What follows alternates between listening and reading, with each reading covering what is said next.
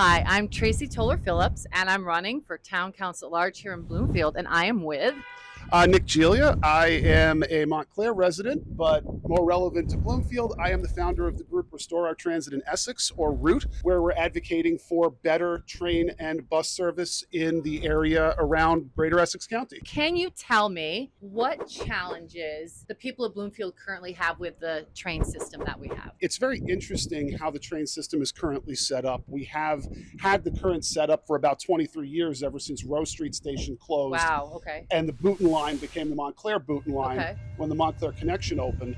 But the interesting thing that we're seeing right now is that the town of Bloomfield is growing. There's all this transit-oriented development that you see around the Bloomfield train station, Right. but there isn't adequate 7-day service. You have people here who've moved into these very nice apartments that were supposed to be transit convenient, but they're not convenient for all 7 days of the week. They're Right. only convenient Monday to Friday, where you have service that runs on a regular basis, either to and from Hoboken or to and from Penn Station. Okay. On the weekend, we have every 2-hour service running each direction between Bloomfield and Hoboken, and that only started in 2009. So can you tell me a little bit more about Bloomfield and the bus access that we have here? People on the north side of town were used to taking the DeCamp bus. A few Yeah. different lines, definitely the 33, for example, would Right. go through Bloomfield on its way to Port Authority Bus Terminal. But of course, in April of 2023, DeCamp Bus, which had been in business for over 150 years, I think they were one of the first bus companies founded in the country, Right. stopped offering commuter service. And as of the end of February of this year, 2025, they are now out of business. Yeah, I remember So- that. That was a huge loss for the community. Absolutely. A lot of people have very strong feelings about DeCamp, Yes. and I think they are all very valid. But Yes. it existed, and it provided that service. Yeah. It was a pillar of the community for over 100 years. Yes. And that was a big reason why train service was not more widespread, especially in off-peak and weekend hours. Because you had DeCamp, they had an agreement with New Jersey Transit to provide that service. Once they went out of business, they really didn't give anybody a lot of notice. They basically announced one day, in 2 weeks, we're not running buses to the city anymore. New Jersey Transit has to step up, but they only stepped up for commuters. Okay. So the 102 bus runs through Bloomfield on its way to Port Authority. That is a replacement, sort of, for the number 33 that would have gone through. However, even though they've just added more service with the September schedule change, we are still only talking about peak time rush hour service. Okay. And what's interesting about that, when you look at it from a bus perspective, is number one, that shuts out anybody who might not work a standard 9 to 5 job. Somebody in the arts, somebody who works Medical profession. medical professionals, somebody who works in the restaurant industry, somebody who doesn't have a standard 9 to 5 schedule, who might have relied on the bus, now they can't. Yeah. And in addition to that, you also have to look at how New Jersey Transit has treated some of the other private bus companies that have gone out of business. There has been significantly more robust service offered for others within this state when their private bus companies have gone out of business, whereas with DeCamp, we only have peak service being offered. Right. Not only is it bad for riders, it's actually bad for New Jersey Transit too, if you really think about it. Yeah. Because if you have a bus that's 100% full going into Port Authority and then it goes out empty because you're not bringing passengers, your average is 50%. That makes sense. Okay. If you're running it on an off-peak time and it's 2/3 full both ways, your average is 67%. I see. Okay. You've made a third more money than you would have just running the peak service.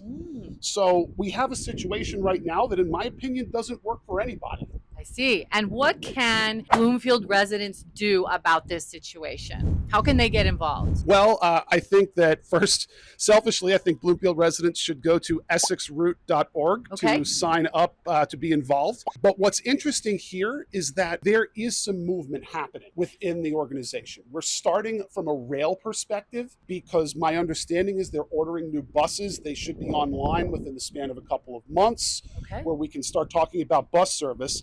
Montclair Township kicked things off back in late May, early June with an official ask to New Jersey Transit to expand service. And that's news to Bloomfield. A lot of us did not know any of this, but go ahead. Yes, I think I really think this should have been more collaborative between the townships. Unfortunately, I am somebody on the outside. I can say that, but I had no control either way. There is going to be a way for Bloomfield residents, multiple ways, Okay. to make their voices heard. So number one, if this is an important issue for you, you should be voting for candidates who support this and who align with you on this. You should be asking people running for office in Bloomfield how they feel about this. Right. You should base your vote for any local office based on how they're going to deal with this. New Jersey Transit, as we've said, only listens to requests from townships. Right. Unfortunately, we as citizens are not going to spur action in and of ourselves. Mhm. But because Montclair has made this ask and Bloomfield and Glen Ridge have joined the ask, because what the ask now is first of all, hourly train service on the weekends on the Montclair-Boonton Which Line, would be amazing.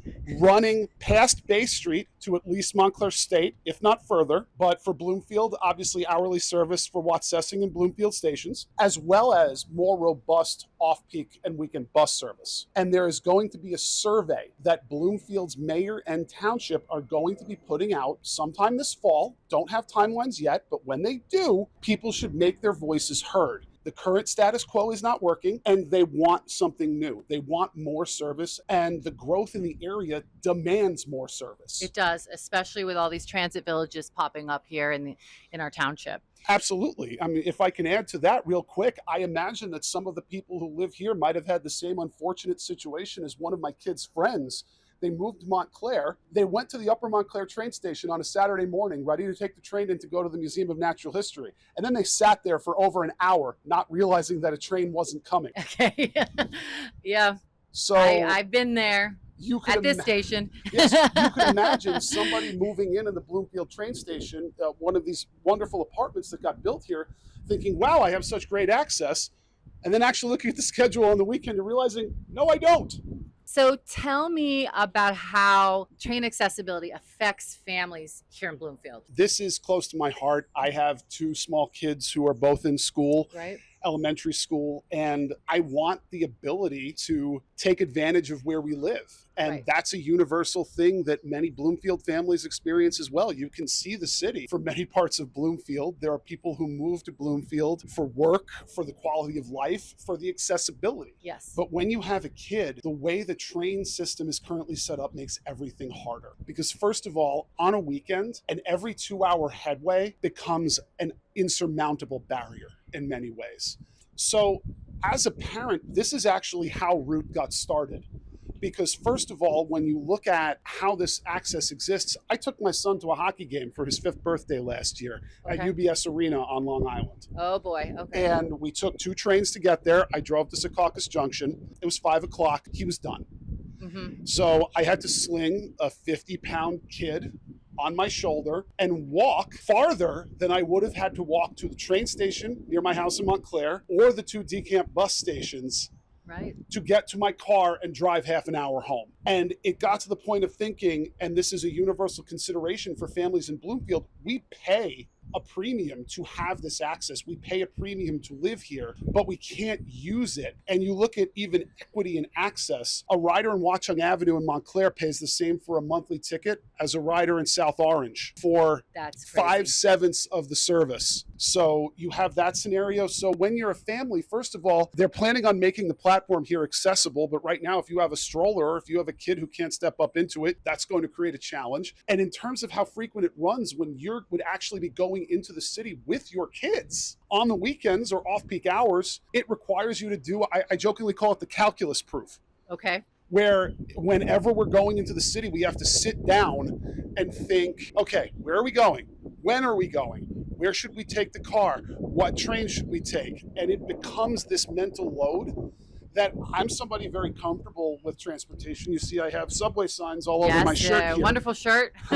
But there are people who get so overwhelmed by that they don't even go. So now they're paying for access they don't even feel comfortable trying to use Yes. because of how difficult it is. We are making it harder for families for no good reason. And there is excess capacity that we can use. And whether it's the train, the bus, or what we would prefer, a combination of both, families deserve more access, and families moved here for that access. And as someone who doesn't have children, I did move here for the access as well. I Yeah. think people who have come from the city and other towns in New Jersey really move here for the ease to get into the city. And for us to not have it accessible to us when we need it is a disservice to the community. It is. The community grew up around the train. The train exists to serve the community. There is a dedicated right of way here. There is no issue with grade crossings or anything along those lines that you might hear. As a Montclair resident, the rumors that Montclair is anti-transit are greatly exaggerated, and we look forward to standing with the people of Bloomfield to get something better for our region. We share a train line.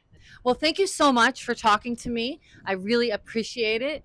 And if you guys would like to get more information, I will post eventually about this survey on one of my socials. So please follow my socials. I'm on Instagram, Facebook, and TikTok. And please watch and please make your voice be heard, Bloomfield. So thank you.